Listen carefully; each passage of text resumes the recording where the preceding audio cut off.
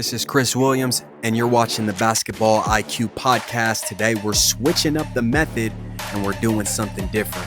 When I think of the NBA, when I think best moment of the season, my brain automatically goes to what is the funniest moment? What is the funniest thing that happened this season? It's just how my brain works, all right? I am infected with agenda pieces. I saw the tickets were pretty fair priced, so I was like, I talked to my friend, I was like, you want to go to this?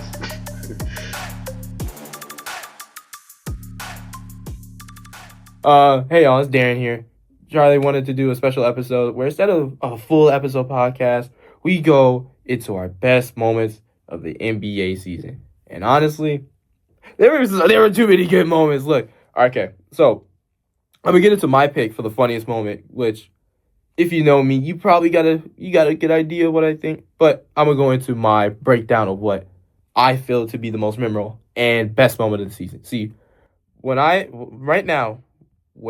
of the NBA, when I think best moment of the season, my brain automatically goes to what is the funniest moment? What is the funniest thing that happened this season? It's just how my brain works, all right? I am infected with agenda pieces.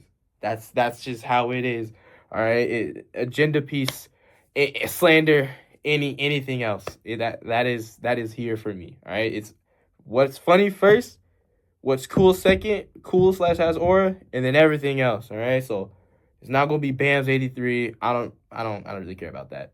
Everything after that, the slander after that. That was great, all right? That was fun times. The discussion of ethical hoops and how the Wizards are not ethical, that was funny. But the 83 itself, that's not my funniest moment.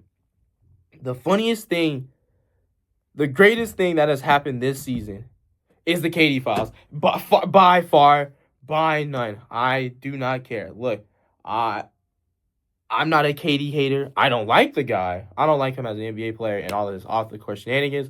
But everything that came out about his burner accounts getting absolutely exposed has to be the funniest thing that has happened this season.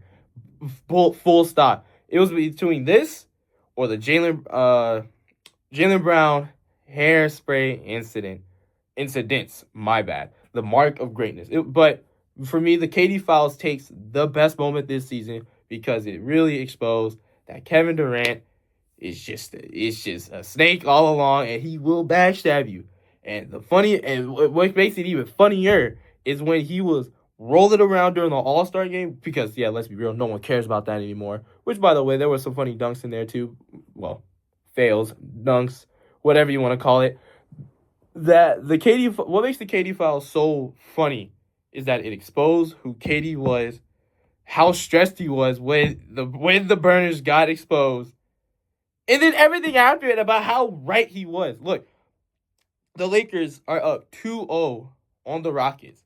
Game 1 was without KD, so that's fine, I guess. But Game 2 was with KD. He put up a solid, 26? Still lost because we still had their number, and guess what? Everything was true. Jabari can't shoot. Shingun, Goon, all right? That is a low-level mob that is a low-level mob of a sitter. Sengun, Jabari can't shoot. Tari Eason is buns. Amin is not a ball handler. That is a primarily a defensive player. Everything that's in those files, the nicknames, the cocaine bear, that is the best moment of the 2025-2026 NBA season.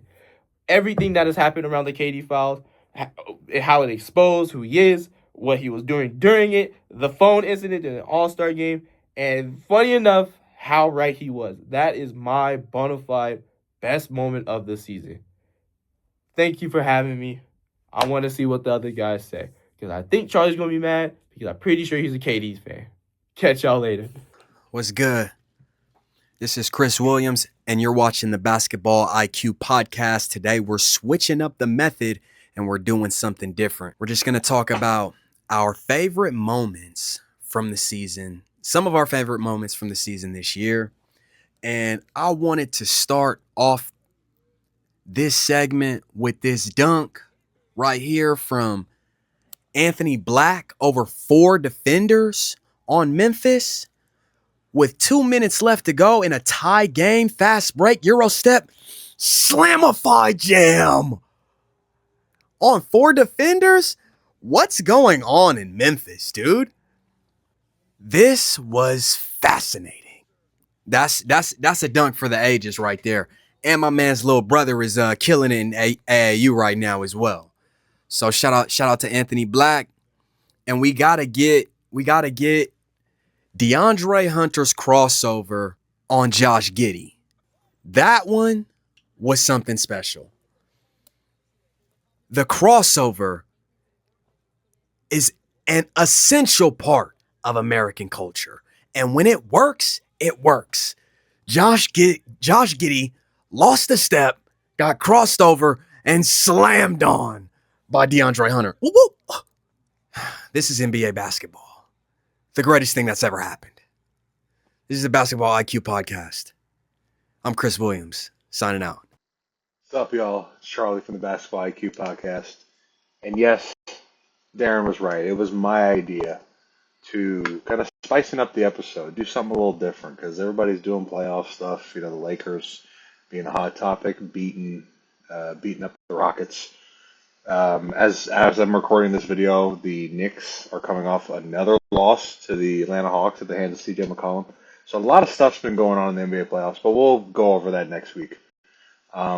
This week I wanted to, as the guys have mentioned before me, go over kind of our personal favorite moments and kind of give the audience a little bit of a taste into what we value and what we appreciate. On the basketball court, Darren already talked about the KD files. Chris mentioned some cool dunks in the crossover, which makes sense with him being an Allen Iverson fan, him appreciating the crossover, as I do, as every true basketball fan appreciates a good cross. Even somebody from adjacent to my hometown, Seattle, Jamal Crawford, the J Crossover League, one of the best tournaments in the world. So named after one of the moves that he made famous. So always appreciate that. But my moment personally is a game that I went to. Actually, it was an in-season tournament here in Vegas. The OKC Thunder were on an historic winning pace. They were 24-1 going into this game. Victor Wembanyama and the San Antonio Spurs coming to town, looking to knock the Thunder off their pedestal amongst NBA history. I mean, at that point, if I'm looking at this, at that point they were at about a 76, 77 win pace. And obviously that would smash any win record all time. I got the exact date here in the box score. December 13th, 2025 at the T-Mobile Arena, mainly known for boxing and hosting other events, other concerts. More recently known as an NBA venue now. The Spurs defeated the Oklahoma City Thunder at the final score of 111-109. Victor Wembanyama just came back from a long, he had been dealing with hamstring injuries, lower body things. He was load managed by Mitch Johnson for most of the game. Me and my friend that I went to were pissed that he was being load managed. Looks like he came off the bench and only played 21 minutes. Yet in that time, he had 22 points, 9 rebounds, shot 6 of 11 from the field. Did have 5 turnovers, but we're getting the rust out. You know what I mean? We're getting the rust out. But that, you'll take that. You'll take that from a guy who had just missed 3 weeks because of an injury. You look at a guy like Darren Fox, pitched in with 22.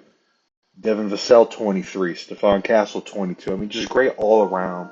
What you would expect from the San Antonio Spurs from a basketball perspective. And then you look at Shea, doing normal Shea things, 29, 4, and 5 on 12 of 23. Jalen Williams sort of getting back into the flow of things still, because he had recently came back from an injury. 17 points, 5 of 16 from the floor. Just the Spurs. It was a cool night too, because that was kind of a last second ticket purchase. I went to bed the night before not planning on doing anything that day, and I saw that the Spurs and OKC were playing that day, and that Wemby was probably going to come back. And we ended up going. It is one of my favorite NBA games I've ever been to, and it broke an OKC winning streak that felt like was going to go on forever, and ever and ever and ever. And I felt like that was kind of winning that game was kind of the start of this Spurs OKC rivalry that many of us want to see as the conference finals, even though the Spurs are kind of waiting on Wemby's status with a concussion. But this is kind of where we're going right now, potentially, if they can get out of the first round, get out of this Portland series. So that's my personal favorite moment. I want to thank you guys at the Basketball IQ podcast, as the fans that tune into our episodes every week. I greatly appreciate that you guys and Rebel Sportsnet as well for giving us the platform to talk about the game we love, talk about basketball, talk about moments that we loved. So we'll see y'all next week.